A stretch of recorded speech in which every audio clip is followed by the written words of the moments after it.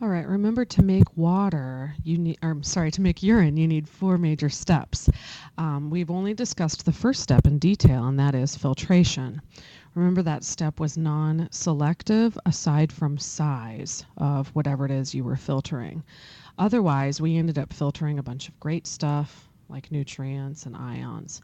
So we've only discussed the first step. So what are the next steps? 2 and 3 are reabsorption and secretion.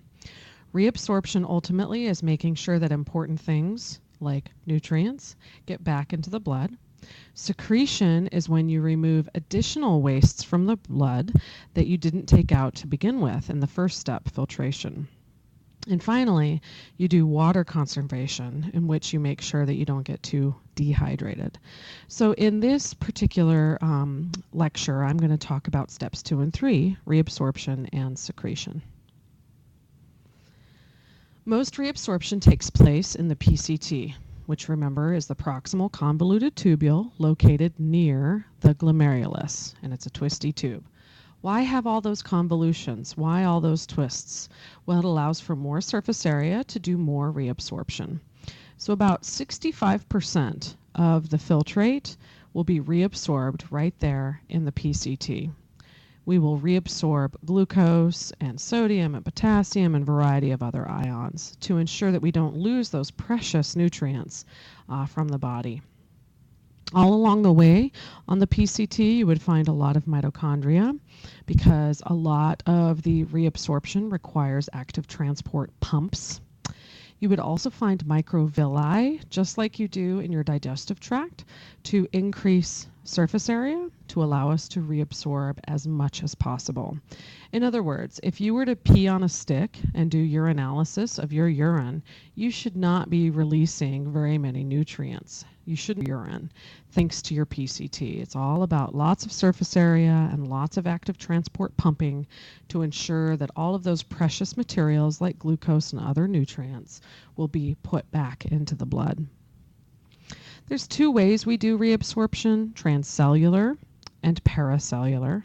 Transcellular means the nutrients are crossing cytoplasm of cells, whereas paracellular means the nutrients are being reabsorbed by squeezing between cells.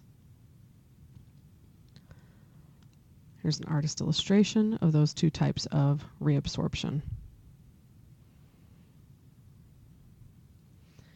All right, so let's get a little more specific about reabsorption in the PCT.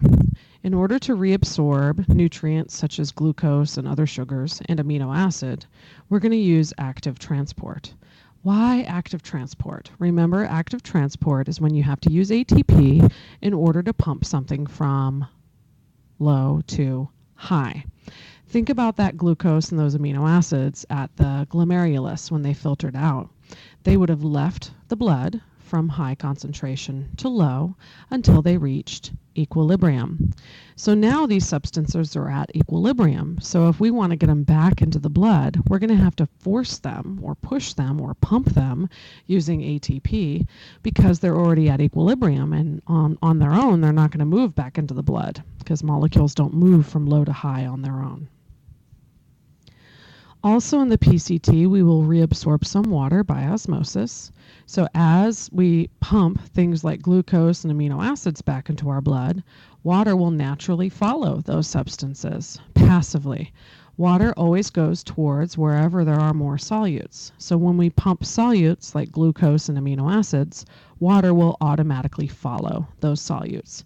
So some water reabsorption does happen in the PCT, not really intentionally on our part. It's just as a byproduct of the fact that we're pumping solutes back into the blood. We will also actively pump sodium back into the blood, which will further cause even more water to be passively absorbed back into the blood by osmosis. Now, sodium and potassium and various positively charged ions will be actively pumped back into the blood. And the nice thing is that any negative ions, like chloride or phosphate molecules or bicarbonate, will automatically follow those positive ions because, of course, opposites attract. So the negatively charged nutrients will automatically follow the pumping of the positively charged ions. Now, if by chance large proteins ended up in the filtrate, that might happen if our blood pressure is a bit too high, we will go ahead and reabsorb those by doing endocytosis.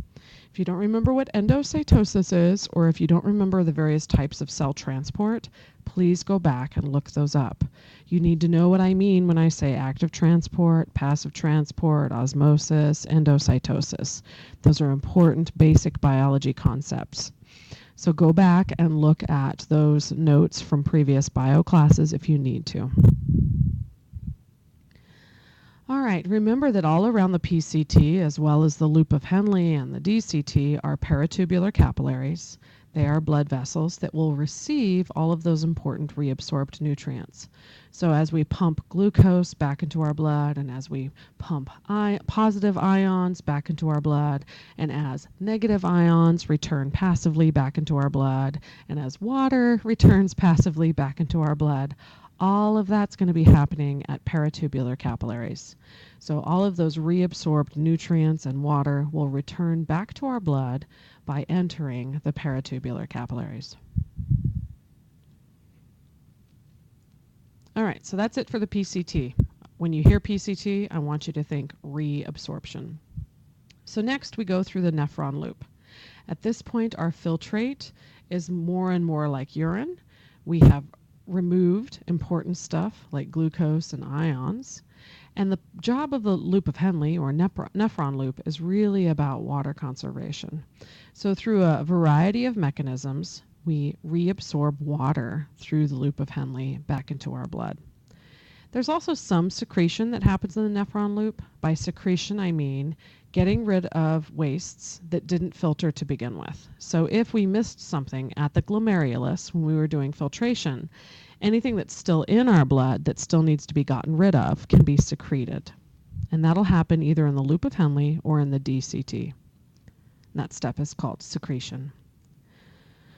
Now, an important byproduct of the nephron loop's functionality is maintenance of acid-base balance. So we can secrete hydrogen and bicarbonate ions to regulate pH of our blood, and that partially takes place in the nephron loop.